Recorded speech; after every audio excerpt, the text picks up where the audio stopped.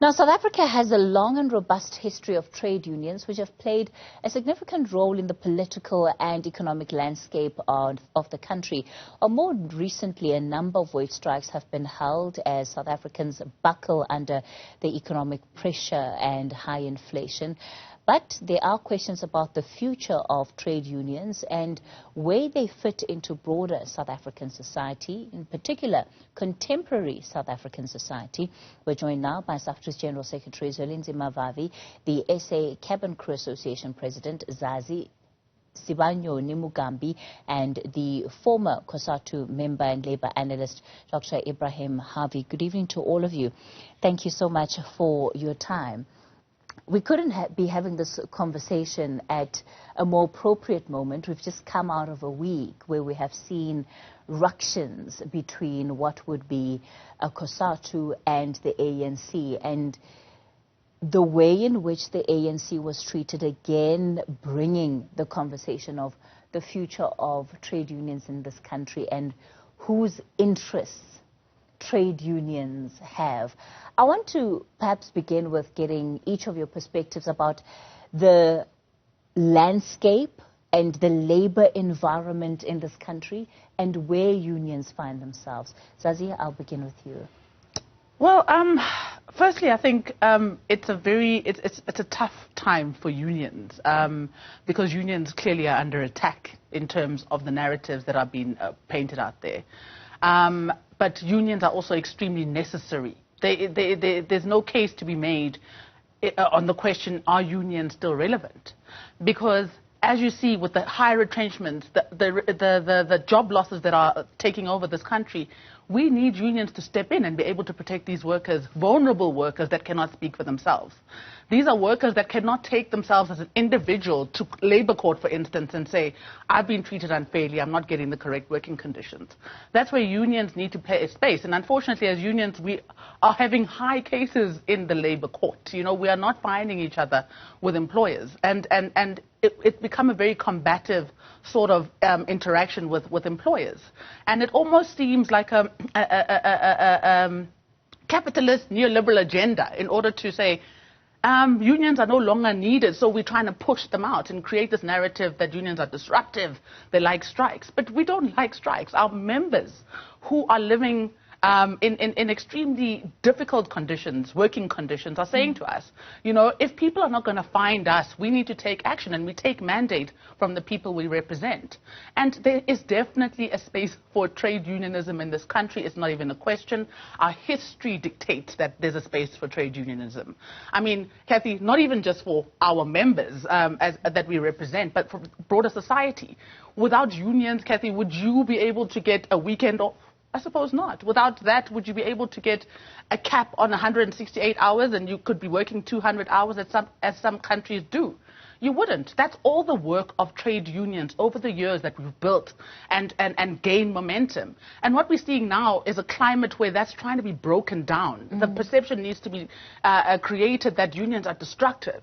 But without unions, you have an individual that has to fight for themselves, and that is difficult in this current environment. Who is attacking trade unions? Because you said trade unions are under attack. Well, you just have to look around in publications, newspapers, etc. It's a very big question on, you know, are unions necessary? Unions are killing businesses.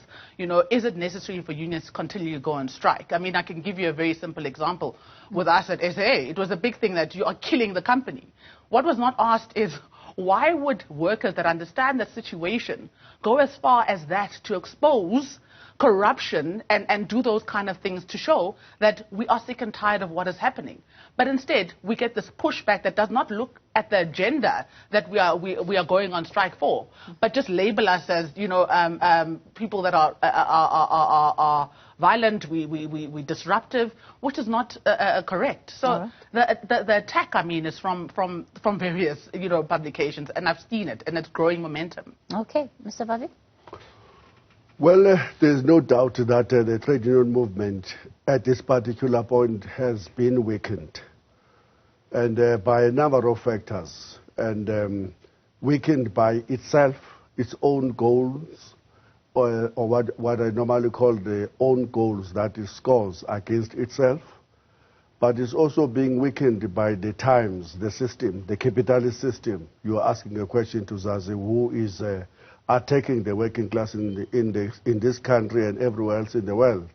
It is the capitalist system, a system that is built around only one notion, that we shall all the time garner for greater levels of profits at all cost. And in that all cost, what we're seeing is more job losses. Zazi is saying that, is more workers being put in precarious kinds of employment, is more workers being forced to work overtime without any pay, is more workers being asked to work 7 days a week without any break, is more workers being asked to work even on Sunday, public holidays, and is more workers being casualized and being put under the labor brokering system.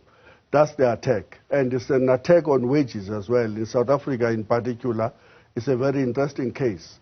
The wages of workers have been suppressed in this country since 1991, and you see that with the declining share of wages in the GDP, that the employers are somehow stronger than the trade union movement. And the trade union movement, in scoring its own goals, have been fragmenting, have been captured by the crisis of the other side, in particular corruption, self-serving, and not servicing workers, and by individualism, by the me-first notion to hell with everybody else, and have allowed this ugly culture from the other side, the capitalist side, to permeate and to be inside the trade union and the workers' house.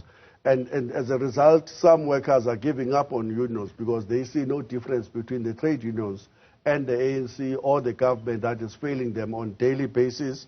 And that's why the numbers of workers who are part of the unions have come down from close to 40% in 1997, 2007, and way down now, precisely because of not only the fact that the Marikana massacre was a game changer for the workers, who for themselves, for the first time, have to, not for the first time, yet again have to take up their own battles when the unions were seemingly captured by management, as they did in 1971, 72, 73. They have to do that again in 2012 to say, but these guys are not representing us. Instead, these guys have been swallowed and are now living inside the belly of management. And so we will live and lead our own battles. And that's what Marikana was about. And that context, Mr. Vavi, is precisely why, you know, there is this question around the role and the relevance of unions in South Africa today. I know Zazi partly characterizes it as, you know, that coming from those that are outside of the union as a critique and as a way of attacking unions. But it is a critique of the state of affairs. Dr. Harvey, I want to bring you in here because despite the fact that these problems that have been explained tonight are issues that affect the majority of South Africans, joblessness affects the majority of South Africans, increasing food prices affects the majority of South Africans, and yet when we have seen unions take to the streets over these issues, they have failed to capture the imagination of South Africans enough to bring them out in the streets to rally that support, because these are not issues that are solely unique to workers. Why do you think that has been the case? Yeah, you know, in response to your question, Kathy, you know, I mean, I've been listening to the two earlier speakers. This thing is very complex, you know, what has happened to the trade unions in post-apartheid South Africa. And you've got to get down to, one must be very plain and simple and clear and straightforward, you know. The ANC government has been the biggest problem that has faced the trade union movement. I mean, it goes back to 1996 with the imposition of a very clear, distinct neoliberal program, massive consequences for the trade unions. And then you see numerous a tax on labor, and just last year, and the ANC government reneging on, a public sector wage agreement. But so there's a multiplicity of factors. But let me tell you, aside from the employers and the state, the trade unions themselves have done themselves a big disservice in numerous ways. There's been a serious lack of worker control, a loss of it, as a result of something which very few people, including Vavi, speaks about. And it startles me. Why not? Because let me tell you, internally within the trade unions, forget about what the ANC has done in the employers.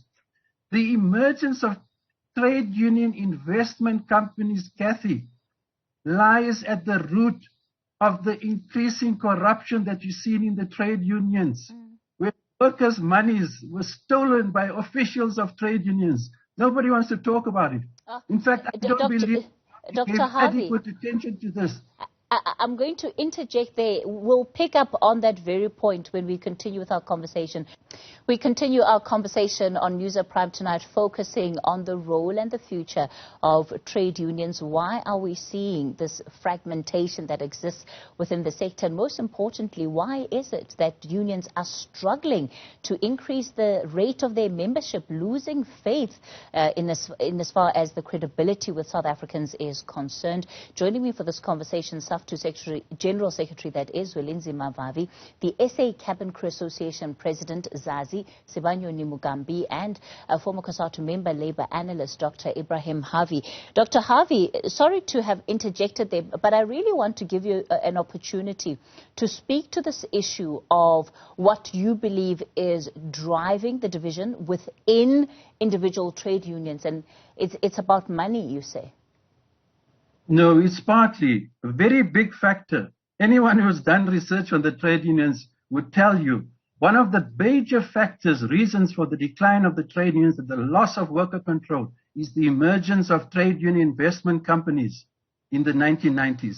A big thing and a neglected thing, and I don't believe that Vavi paid adequate attention to this even when he was the leader of COSATU, because if it was a commission of inquiry established, we may have got to nip this thing in the bud and not allow it to develop into what a massive problem it has become, besetting the trade unions. But I want to go back to trying to answer your question about trade unions have no doubt and globally been on the decline. There are major reasons for it. The massive technological changes, artificial intelligence, robotics, the fourth industrial revolution, all these things have had an eroding impact on trade unions. And no doubt in South Africa, the ANC government I hold responsible to a large extent for how it has treated particularly its Labour ally, COSATU. And COSATU, at one stage, arguably the most militant and fastest growing trade union federation in the world. The big problem of COSATU, the biggest problem it ever made, mistake it made, was to expel Vavi and NUMSA a few years back. That was the biggest setback, I believe, in the history of the trade union movement of South Africa. And with the consequences of what we're still dealing with. I have repeatedly called for the reunification of COSATU and SAFTU as the beginnings of an attempt to revitalize the trade union movement. They are, because they organize in the most important major sectors, strategic sectors of the economy. So of foremost importance is moves towards, it's not going to be easy with SAFTU because SAFTU's got its own internal things with NUMSA and the perpetual conflict between Vavi and Irvin Jim, etc., which has to be ironed out. But there you have, I think the public and workers more broadly would more eagerly rally behind the campaigns of COSATU and NUMSA and SAFTU to the extent that they are uniting. And that is why, you've got NACTU and PEDUSA also. But that is further down the road. Right. Because they come from the same stable. SAFTU and COSATU must take serious measures, exploit to reunify their ranks, and then, attempt to bring in NACTU and PEDUSA also in the future. Dr. Harvey, I'm going to ask you to pause it there. You attended COSATU's Congress. In fact, you even gave an address there You've long been speaking about the need for the trade union movement holistically in this country to come together. Your response to Dr. Harvey? I can't agree with him more. He is correct, and there has to be unity, otherwise the trade union movement is just going to die slowly. And there has to be relevance. There has to be, again, the winning back of the trade union membership on the basis of service, of honesty, and of campaigning, and of worker control. And we speak about those issues, Comrade Ebrahim, all the time. But also we have to talk about the role of the money inside the trade union movement. I normally put it this way: whenever you're going to see an implosion in any of the trade unions, and I've been here for some time, I know exactly how it starts. There's an allegation against the leadership, and then that is followed by a demand for forensic audit and lifestyle audits. And once the leadership is faced with that, it doesn't address the principal allegation of corruption. It then responds by embarking on the cutthroat politics and suspension over years and years in order to get rid of the people who are raising the issue of corruption as the source of division in the unions. Unless we can mobilize the membership again to reclaim their trade unions, to make them democratic again as an instrument in their own hands, to advance their own interests, the trade union movement is going to die. Does this not say that then the leadership struggles and the problems leaders in trade unions face are not different to what we see with our politicians, and that at the end of the day it results in this very divide that is not necessarily supposed to exist to that extent within trade unions between us and them, that you have these leaders that by virtue of position have access to some of these monies you're talking about and end up becoming so far removed from what ordinary members want and are going through. And yet, Kathy, the trade union movement is the only real hope for South Africa, I believe, because they are the biggest membership-based institution. There are more than 4 million people who belong to trade unions, who loyally pay dues to the unions every end of the month or every fortnight. And if you want to reconstruct this society, which we all agree we are losing it, and it is drifting towards a failed state. But if you want to win back a society of our dreams, you've got to start by focusing on ensuring that the trade union movement itself is the first to be rescued from the crisis that we are facing in the country. Zazi? So yes, the issue of unity has become more than just a slogan, sacrosanct as we normally say. It has to be something that every leader is totally committed to, and that's why we went to the COSATU Congress to say to those workers, but none of you are strong enough, none of us are strong enough to be able to, for example, stop the government's austerity program. We are facing a 3%, and in addition to the wage freeze that the government has imposed since 2020, COSATU alone will not win that battle. It needs FEDUSA, NACTU, SAFTU to fight together in a common battle. And let that be just one example. We've seen other examples already where unions across the federations have been fighting at the SAA together. They've won some battles, have been fighting at ESCOM together, NUM and NUMSA, and they've won battles, have been fighting in the bus strikes together across the federation. And recently we've seen PSA and NIHAO fighting at the Reserve Bank. And these are interesting examples that we should build around to say that, but we can work together and that unity is possible. Zazi, I want to bring you in here because, again, even though Mr. Vavi talks about how the unions still represent the biggest member-based organizations in this country, there are declining numbers. And oftentimes you'll find little sympathy for workers as they're engaging in these battles, whether it's for higher wages, whether it's for better working conditions.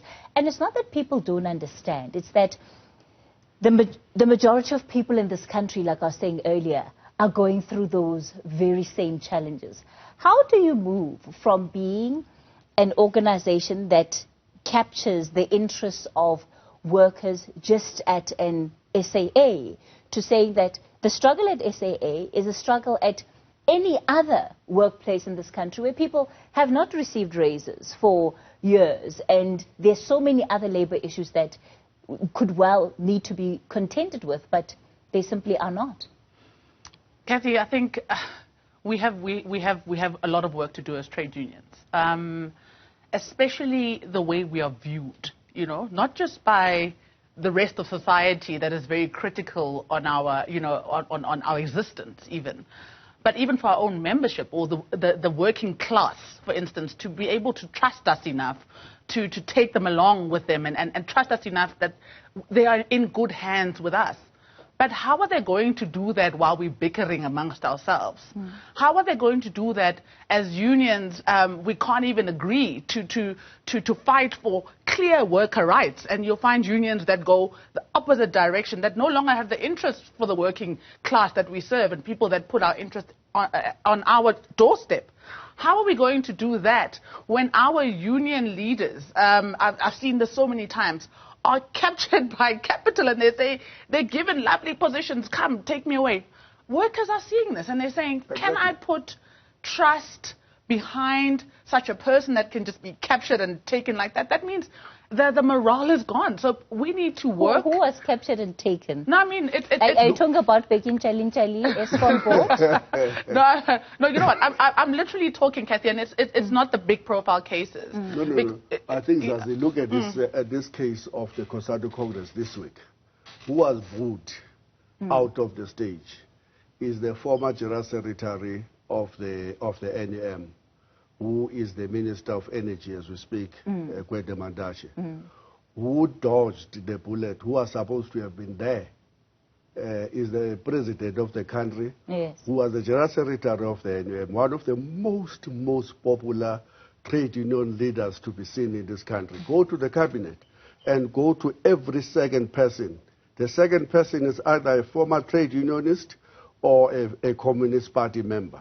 And when workers look at that mirror, they say, but you can see that these people are serving themselves. Sure. And when they serve, the transformation have ended up with them, the trade union or the former trade union leaders or so-called communists, being the major beneficiaries of the system. And we, the workers who put them there, are still the face of unemployment, sure, poverty, inequality, dysfunctional state, dysfunctional public education, dysfunctional police station, dysfunctional public healthcare system, and dysfunctional transport system. Fair enough. Yeah. So that's what is the crisis, the crisis of credibility. Do you want to wrap up there? No, and absolutely. I mean, if people are bickering, if people are bickering and these are people that workers are supposed to put their trust behind, it's time unions get together and deal with the ideological issues, because I think that is where the problem begins.